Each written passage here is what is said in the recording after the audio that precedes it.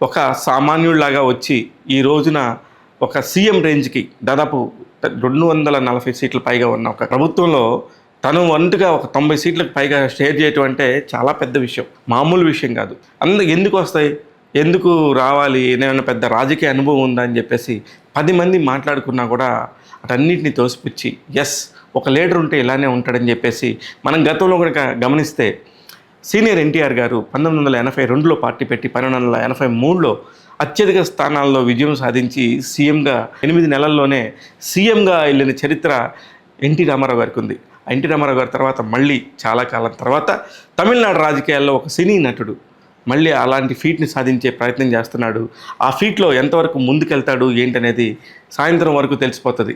ఎందుకంటే గవర్నమెంట్ అప్పటికే ఆల్రెడీ విజయ్ దగ్గరికి వెళ్ళమంటున్నారు అంటేనే దానికి సంబంధించిన సూచనలు ఏంటంటే సీఎంగా విజయ్ ప్రమాణ స్వీకారం చేయబోతున్నాడు అనేది కొత్త సారాంశం. అలాగే చాలామంది కూడా పవన్ కళ్యాణ్ గారి టాపిక్ రాగానే విజయ్తో పోలటం, లేకపోతే విజయ్ టాపిక్ రాగానే పవన్ కళ్యాణ్ గారితో పోలటం అనేది మనం చూస్తూనే ఉన్నాం తెలుగు రాష్ట్రాల్లో.